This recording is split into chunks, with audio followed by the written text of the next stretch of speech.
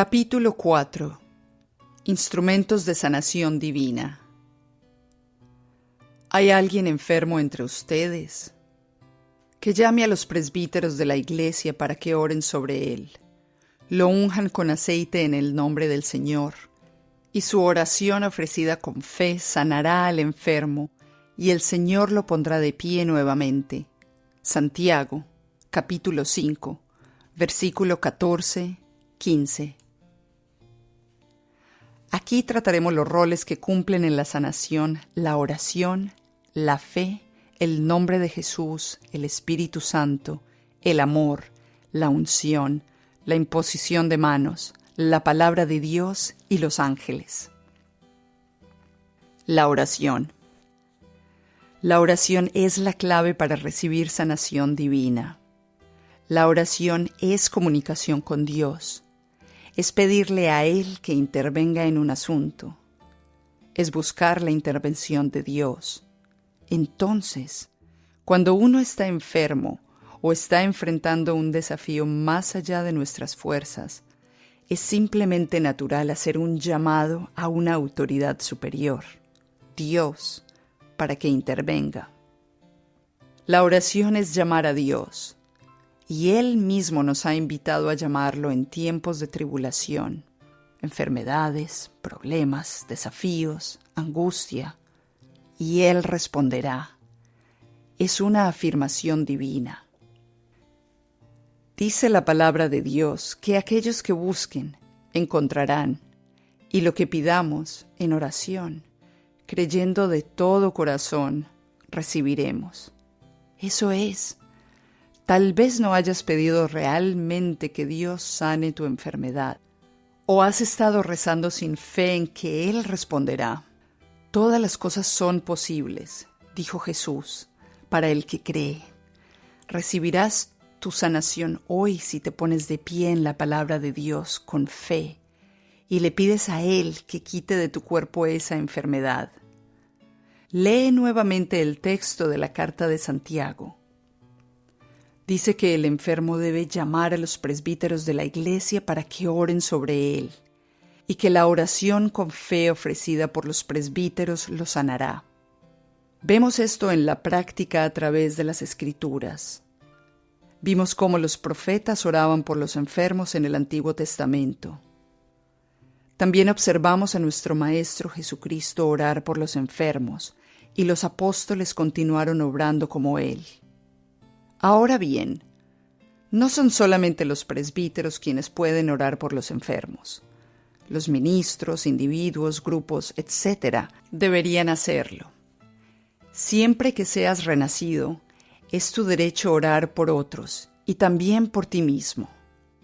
Esto es exactamente lo que Jesús les decía a los apóstoles, la iglesia, en Marcos, capítulo 16, versículo 17. Escucha. Estas señales acompañarán a los que crean. En mi nombre expulsarán demonios y hablarán nuevas lenguas. Tomarán serpientes en sus manos y no les atacarán. Y si beben veneno no les hará daño. Podrán imponer sus manos sobre los enfermos y los sanarán.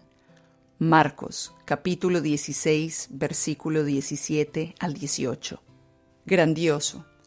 Esto es lo que yo llamo la autoridad completa de los creyentes. Todos estos prodigios deberían estar funcionando en tu vida si eres un verdadero creyente del Evangelio de Jesucristo. Debes tener autoridad sobre Satanás y sus demonios. Debes hablar nuevas lenguas. Debes ser capaz de neutralizar los ataques y poder del enemigo. Y debes ser capaz y estar listo para sanar a los enfermos, incluso a ti mismo. Jesús dijo que esto está depositado en el ADN de cualquiera que crea en Él.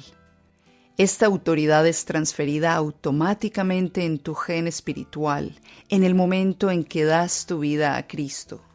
Eso es exactamente lo que Él está diciendo aquí. Aquellos que crean, estas señales los acompañarán. No me hagan adelantar a lo que estoy escribiendo en otro libro. Vayamos nuevamente a nuestro tema, la sanación. Jesús dijo que porque lo aceptaste en tu vida, ahora has recibido el poder de sanar y de ser sanado. puedes orar y obtendrás la sanación. No es más un derecho exclusivo de los profetas, como era en el Antiguo Testamento. El poder ha sido dado a todos por la gracia magnánima y a todo el que acepte a Jesús como su Señor y Salvador. Pero ¿por qué las personas no se están curando, ni curando a otros como deberían? Ignorancia, falta de fe, timidez y pecado. La mayoría de los cristianos no son conscientes de que este poder ya está trabajando en ellos desde el momento de su regeneración. Creen que es solamente para los ministros o los evangélicos sanadores. No, es para todos los creyentes. Luego, otros simplemente no creen ser dignos o tener suficiente fe para sanar a los enfermos.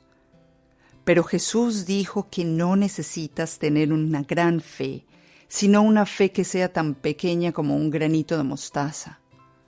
Otra barrera es el pecado, y verdaderamente no puedes funcionar completamente en el poder y dones de Dios si vives en el pecado. De ninguna manera. Ya contaremos más sobre estos problemas, pero volvamos al tema que nos ocupa. Cuando oramos, el enfermo se cura. Cuando oramos, las enfermedades, dolencias y debilidades de nuestro cuerpo se desvanecen. Mientras estás leyendo esto, me gustaría que coloques tu mano sobre esa parte enferma de tu cuerpo y le pidas a Dios que te sane en el nombre de Jesús. Recibe tu sanación en el poderoso nombre de Jesús. Además, desde ahora, comienza a orar por los enfermos. Tienes el poder, tienes la autoridad y es tu derecho. Jesús lo hizo y te ha ordenado que hagas lo mismo. Individualmente, en grupos, comencemos a sanar a los enfermos. Ahora, veamos algunas de las oraciones individuales y grupales que lograron la sanación. El hombre tullido en la puerta de la hermosa. Este hombre ha sido tullido de nacimiento, y cada día lo traían a la puerta para pedir limosna. Su vida igualmente era harapos y dolor. Entonces, ese día grandioso en que vio a Pedro y Juan entrar en el templo a orar, les pidió dinero. Y quiero creer que la gente que lo traía todos los días hasta el templo tenía también intereses económicos sobre los que él recolectaba, y por eso sin falta, todos los días lo llevaban a ese lugar. Leamos el texto. Pedro y Juan lo miraron fijamente, y Pedro le dijo, «Míranos». El tullido los miró ansioso, esperando recibir algo de ellos. Pero Pedro le dijo, «No tengo dinero para ti, pero te doy lo que tengo. En el nombre de Jesucristo de Nazaret, levántate y camina». Después, Pedro tomó al tullido de la mano derecha y lo levantó.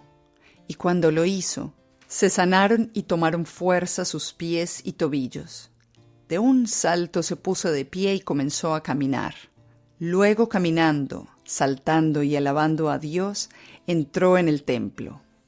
Hechos, capítulo 3, versículos 4 al 8.